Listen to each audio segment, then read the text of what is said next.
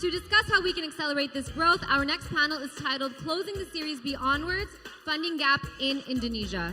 Please welcome on stage our moderator, Jeffrey Chi, Managing Director of Vickers Venture Partners. Can I also welcome onto the stage our panelists, Yuan Chung, Stefan, Jung, Nicko, Widjaja, and Akshay Garg.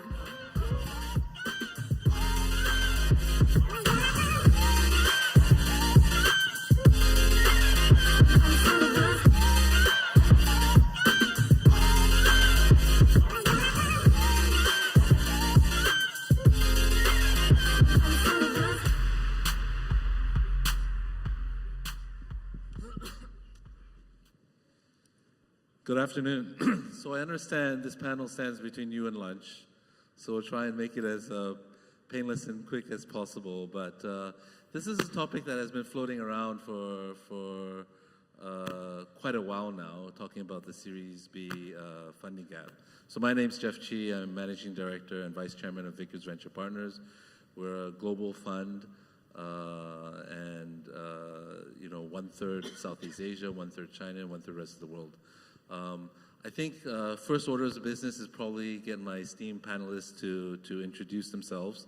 It's a privilege to be able to moderate this panel in such a group of highly qualified people and industries movers and shakers. So perhaps start with you, Yuan. Hi, hello everyone. I'm Yuan Li and I represent Susquehanna International Group. Prior to this, I was working at Burda Principal Investments. But a little bit about Susquehanna.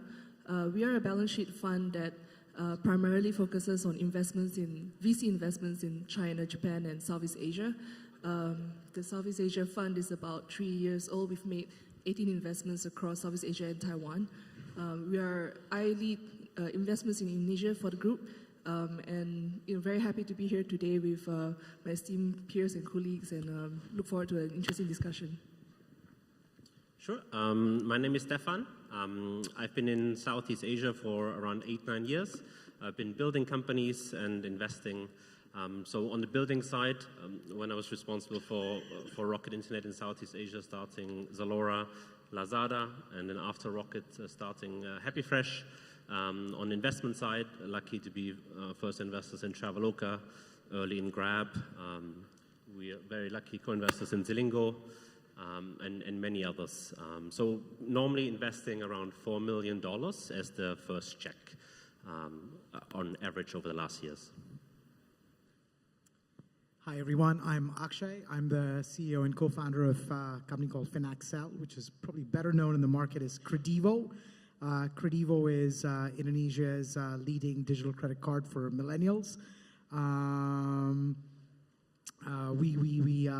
We're a young company. We've raised 2 rounds of funding. I think I'm on the panel because we just went through a Series B, right? So I've got a few war stories to share of my own. And I think just very privileged to be on the same panel as Black Nicko, who actually was an investor in our Series B. So over to you. Hi, my name is Nicko Widjaja. I'm CEO and President Director of MDI Ventures, telecom subsidiaries of corporate venture capital. We currently running a $150 million fund. That's Fund 1. We have investment all over 15 countries right now. The purpose of MDI is to become the growth vehicle for the corporate, for telecom group. So now here I'm thinking with all these investors, and a lot of them do touch Series B investments. I spend a good proportion of my time helping my Series A portfolio companies fundraise. So moving back to what Patrick had to say this morning, maybe I should get rid of this jacket and print all the companies on a T-shirt for next year. I set up a quick poll. This is, depending on who you speak to, this is quite you get very different answers. So I wanted to sort of poll the audience on this question, which is there a Series B gap in Southeast Asia venture funding?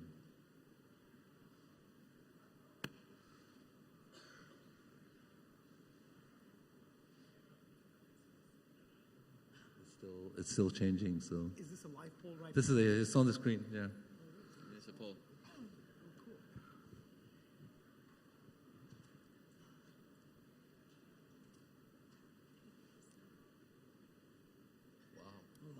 That's crazy. Stabilizing now. Okay, sorry. So it's stabilizing. So, oh no, maybe not.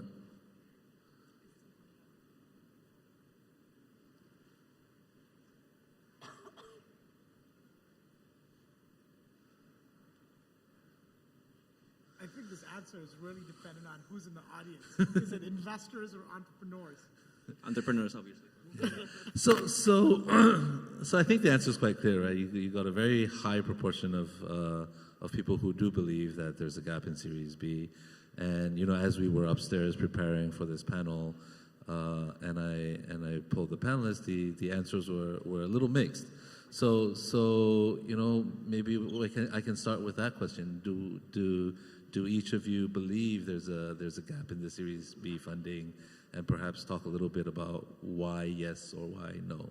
Yeah. Yuan.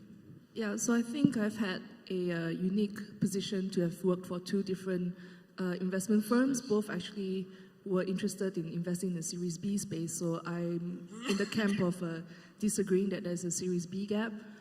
If anything, I think what tends to be and maybe a bigger issue is that there's a mismatch of expectations of what is a Series B funding round in terms of like what are the investors actually looking for from a Series B company versus what entrepreneurs believe is an established Series B company. But looking forward to hear what the rest of the panel thinks. Yeah, so I would probably be with the 14% who say no. I don't think there is a funding gap. I think gap is almost an exaggeration. I think there are individual cases where I can see that there is an investment case, and I really cheer for the entrepreneurs that they find the investor who believes in them and backs the idea. But in general, I would more say it's more on a case-by-case basis. I wouldn't say there is like a structural gap. We have seen many new funds, over the last 2 to 3 years coming that filling, Series B that are specialized on it. We have seen pools of capital from, hedge funds, private equity funds, corporates, both on kind of old money, but also obviously like Grab, Gojek, like many others of like the new technology firms that have been built. So I wouldn't categorize it as like a gap, as a structural problem for the industry. I think I tend to agree with you a little bit that maybe it's a bit of a nuanced answer, but I think I would probably be on the other side of the spectrum, Stefan. I think for me as an entrepreneur, this is it really just comes down to, let's pull the funds in the market. How many funds are there in Southeast Asia that are domiciled in Southeast Asia that have a corpus of 200 million plus, which is generally speaking, let's say Series B territory. The way I think about a Series B is that if someone actually has to lead it, and I want to qualify that, lead it, not participate. There's plenty of people who can participate with check sizes of anywhere from $2 to $5. But if you're going to lead a meaningful Series B round, let's say of close to $10, you've got to have a 200 mil fund. And how many funds are there domiciled in Southeast Asia that are $200 plus? I actually don't think there's a single one. The only one that is actually domiciled here is it's not even domiciled here. It's actually out of India. Our big California willow tree, for in other words, sequoia. So I just don't think there's that many funds here that can actually today lead a meaningful Series B. I think there might be plenty that could write check sizes of 2 to 5, but those are not your mainstream Series B, at least in the way I think about it as an entrepreneur. That's a very good point. On the investment side, we don't see money as there's enough money supply coming to Southeast Asia. Chinese venture capitalists, corporates, but I guess the gap will be on the number of Indonesian, Southeast Asia startups that is ready to be funded on the Series B. There aren't basically many startups that had that tractions and scale up that we've seen that is really deserve our justification to get the Series B money. But then again, if you see the, how corporate now is arming up their corporate venture capital arm, we see that there's enough interest to kind of pursue collaborations with a Series B, Series C type of companies. So I guess the money is not the problem, but the number of startups that are ready to receive, Series B, I don't think that's ever justified.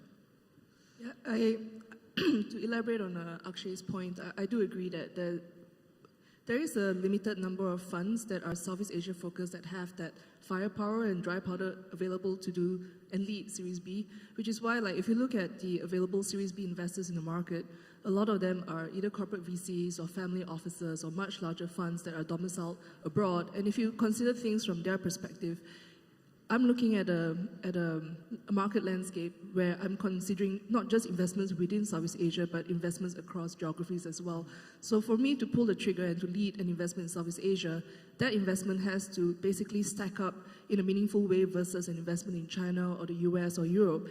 And that was, that is a challenging proposition to make, right? Southeast Asia, as we know, is still quite early in its development stage versus the other markets that are very popular for VC investors these days. That's the first. Second, the later stage investment landscape is also not as developed. And so for a Series B investor that's foreign, more likely to be foreign, probably not as able to be as hands-on as necessary with the investments for them to take the risk and lead an investment is quite a big ask, I would say. So, I think it does lead to the perception that there is a Series B gap, but it's not that the money is not there. The capital is there, but are we actually producing companies that come out at the Series B stage that is an attractive investment opportunity for this capital? Jeff, sorry. Before you move on, I think just one more nuance I'd like to add there is, if you were to reframe that question and ask, do you think that gap will stay 5 years out? I don't think it will. Having built a company in the past in a market like India, which at that point in time, 10 years ago, was generally considered to be, let's say, 10, 15 years behind China. I think India went through the same thing, and we saw this happen, right? That the first wave of funds were the seed to Series A funds. And now there's enough domestic capital, which is in that bucket of $200 to $500, which can deploy. I think in the next 5 years, there's going to be plenty of funds that will come up that are domiciled here, even outside of family offices and corporates, which are going to have a thesis just in Southeast Asia, because the opportunity is clearly there. Yeah, and I think, Akshay, as you were making a comment about sizes of funds and all that, just a little bit of data. I think we had, if you think of the industry really taking off starting about 5 years ago, that was a period where most people were raising their seed/Series A funds. But because of this so-called gap in Series B funding, or the difficulty for Series A investors to find follow-on funding for their round, everyone's gone around to raise slightly larger funds. And the story that everyone's selling today is we've got a Series A/Series B fund, and everyone's beginning to be able to support some of their own Series A companies or cross-support some other companies. And I think, in our last fundraising cycle, we raised over 200 for Southeast Asia. I know Vertex also raised over 200 as well. And, a bunch of other funds in their last fundraising cycle have raised in excess of 100. I think we'll get there. I think the fundraising is coming, and as this market begins to prove itself with exits, we're going to start seeing larger and larger funds in that. We'll get there. But let's, maybe the other way of looking at this problem is to turn it around, right? And say, let's look at, for those of us who are looking at Series B opportunities, are there opportunities, right? Are there enough opportunities out there for us to deploy capital? And I think this leading to, maybe Yuan, you'd like to comment on this. Are there, maybe it's just a mismatch in expectations of what Series B guys think ought to be Series B financing, for Series B companies versus, what these post-Series A companies think, are they ready to be Series B? Right, so at the outset, So SIG has deployed quite a lot of capital in multiple geographies. So we have had a lot of experience looking at companies across various stages of the life cycle, from all the way from seed to the IPO. And I guess because of that, with that perspective in mind, coming to this region, we've been quite hard pressed to find, to look, or at least to identify quality Series B deals. When we first set up the Southeast Asia Fund 3 years ago, the intent was to do Series B investments with an initial check of 5 to 7, flexible to either lead or follow.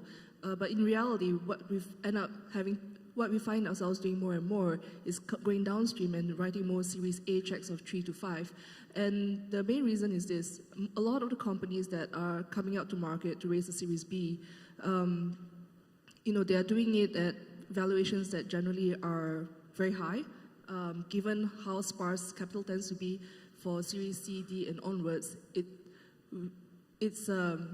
We don't think that it makes it's not a good investment decision to enter at such toppish prices. So we see actually greater value in the Series A investments where the company may not be as well developed or as well formed. There might still be some work involved, but from a risk-return perspective, it makes a lot more sense for us than at the Series B, right? So that's kind of like the perspective that we have. So within the portfolio that we have right now, I think if I had to identify companies that are proper Series B from our point of view, probably the top that comes to my mind is Red Doors. I think at the point in time when we entered, even though the round was called Series B, but from our perspective, from a metric standpoint, it's actually looking a lot more like a Series A company. But where it is today, now we feel more comfortable that this is a solid Series B company. So, that we have that flexibility to go upstream and downstream, but not all funds have that kind of flexibility. So that's kind of like what I mean by there is a mismatch in expectations. So going out there, calling yourself a Series B and expecting Series B type valuations, without having the traction, without having the business model proven out, without having a well-formed bench of managers, it is quite a big ask. Anyone else? I don't know. Okay. Well, MDI Ventures has a quite a huge spectrum. We invested in seed to pre-IPO with the intention is to capture the inorganic value of these companies that eventually move as one of the telecom subsidiaries, meaning that we have an M&A arm under telecom where we can feed the pipelines of our Series A, Series B, Series C startups. But when we look at deals, right, although collaborations and synergy is our main theme in investment, but the company that we invested has to be somewhat, quote unquote liquid, right? It has to be something like Credivo, for example, right? with huge enough tractions, to attract other investors follow on. Because in our experience, in our 4 years experience in investing on the behalf of telecom, cash poor company yield, very poor collaborations. They are becoming vendor, to telecom, and in the spirit of digital transformations, right?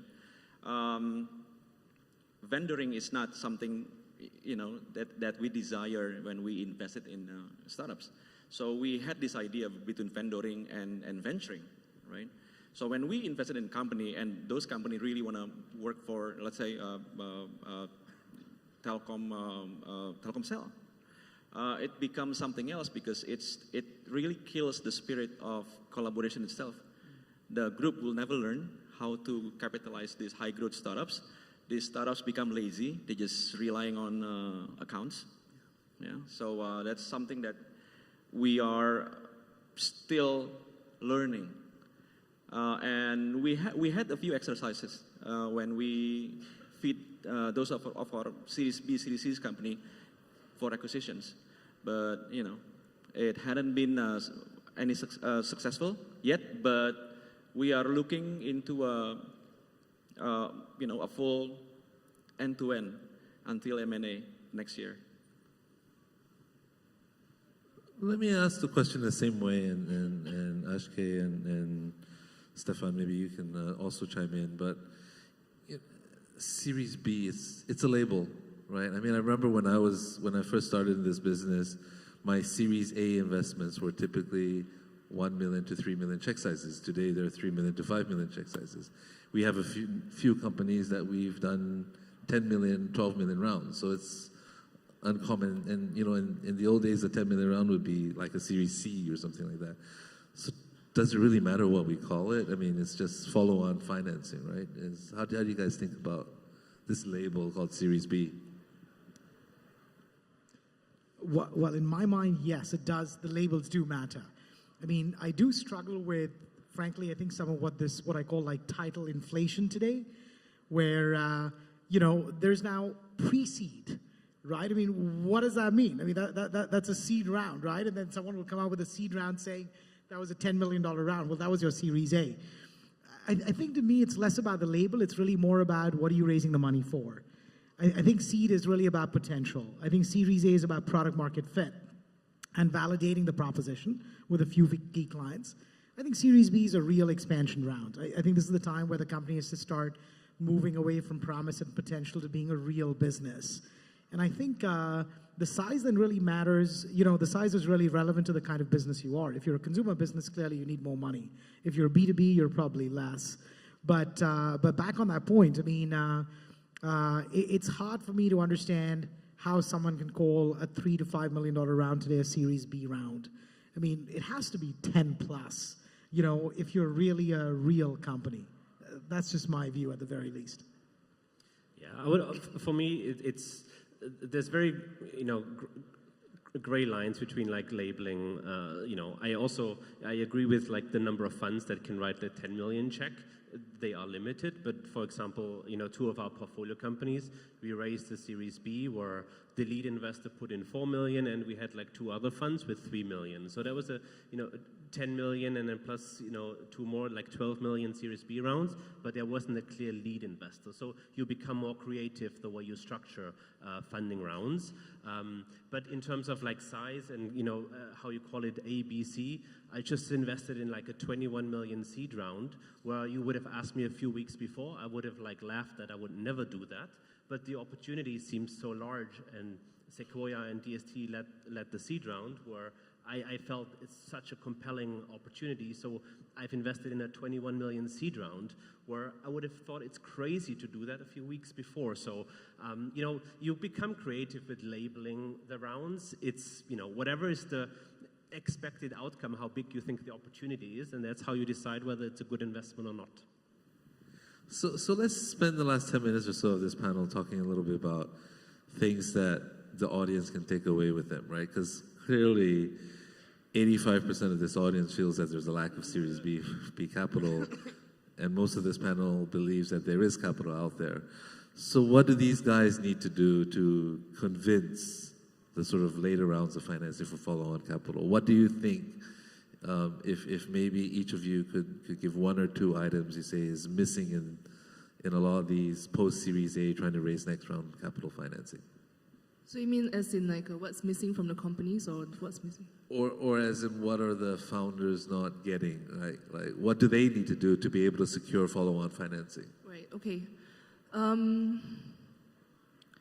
I think for me, my pet peeve in the last 1 or 2 months has been talking to founders where in the beginning when I initiated a conversation with them, it was quite a rational approach to how they wanted to value the company. So they were talking about Series A of maybe anywhere between 8 to 15 pre, and then that progressed to like, oh, I heard about this company raising X amount at X crazy valuation, therefore my valuation needs to go up. And the point I want to make is businesses are not apples to apples. Just because you hear someone out there raise this amount of money, you cannot apply the exact same rule of thumb to say that his multiple is my multiple, because the business you are building, the addressable market, the growth potential, and your ability to monetize on that and build a robust business is going to be very different from that other person. It's good to take a step back and look at the other markets.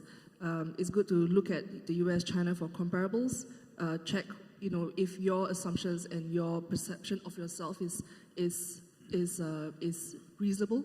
I know a lot of founders here want to say that Indonesia is the next China, but in reality, I think there's still a long way to go in terms of infrastructure, in terms of education on a lot of different metrics. So have that, take that away, have a think about that, and really look deep and say, is my company really worth that much? And for me to be an attractive investment to the Series B guy, can I realistically expect my next round to be even bigger than what I'm asking for now? At the end of the day, financial investors are financial investors.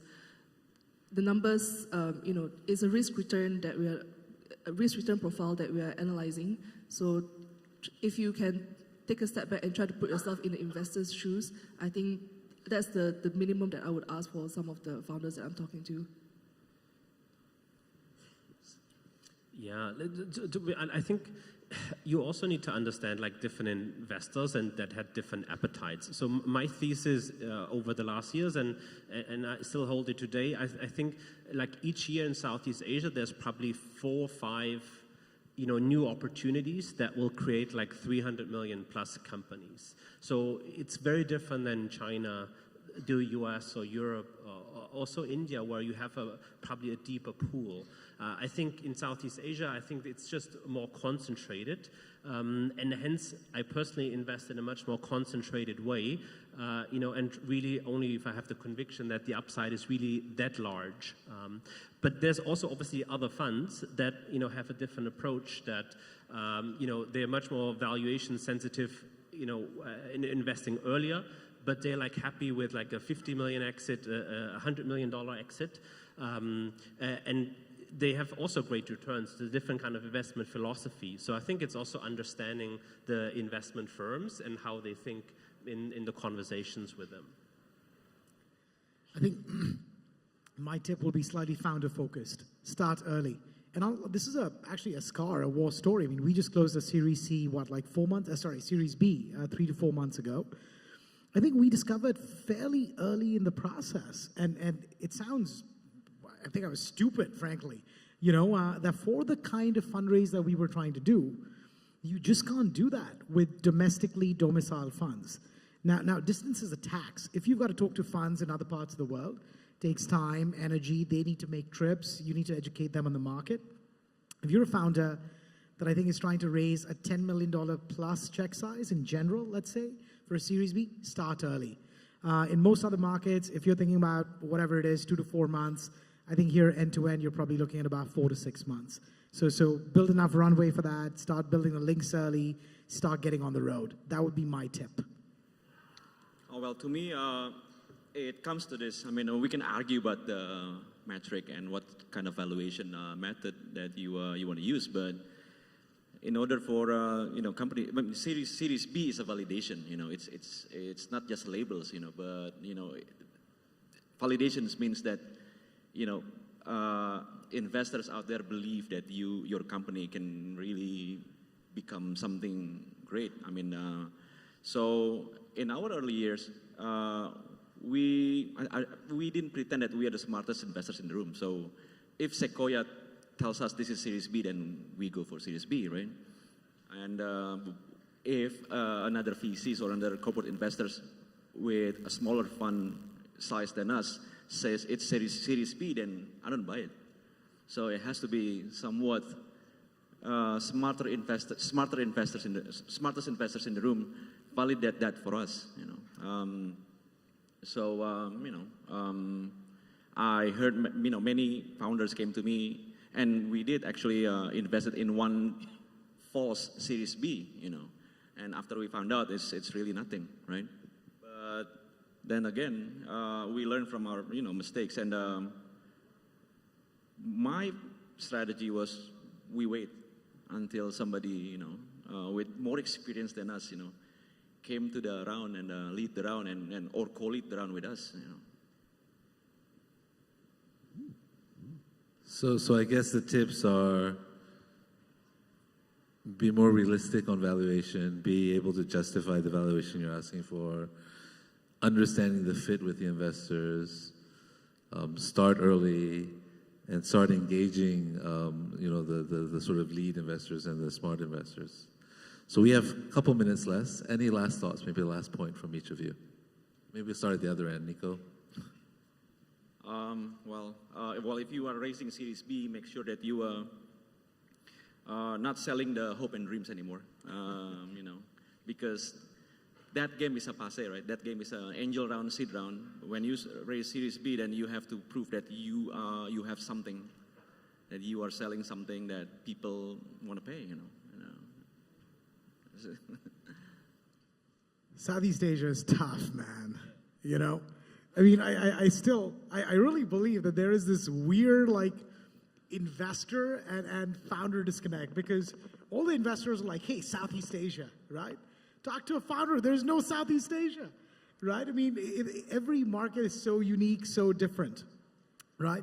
That I think when investors are looking for the kind of returns that they are, right, in most global markets, it's hard to get that unless you build a regional business. And a regional business here is really an international business. It's not like you're expanding from Beijing to Shanghai or from Delhi to Bombay. So it's tough. I mean, I don't know what to tell you. Maybe it actually comes back to the point that Stefan was saying, that you've just got to really have high conviction and go build a concentrated portfolio. What do I know? It's definitely tough out there. That's all I'll say.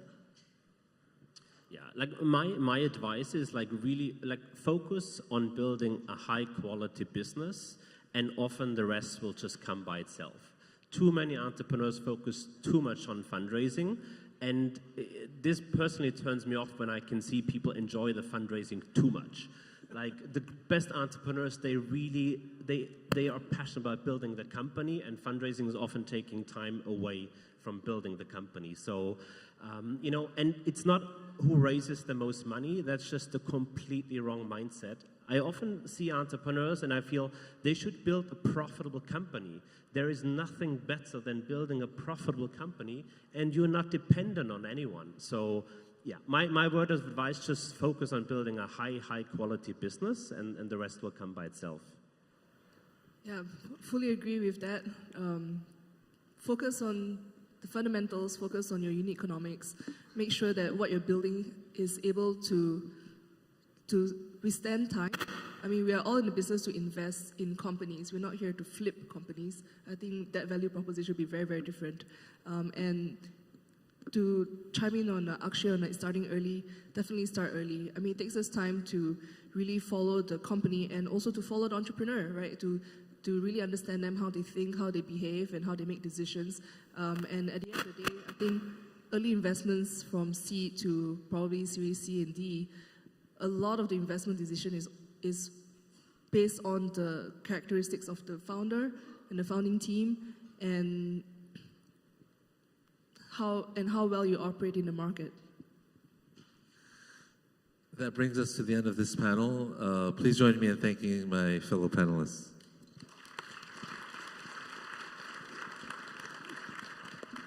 Thank you.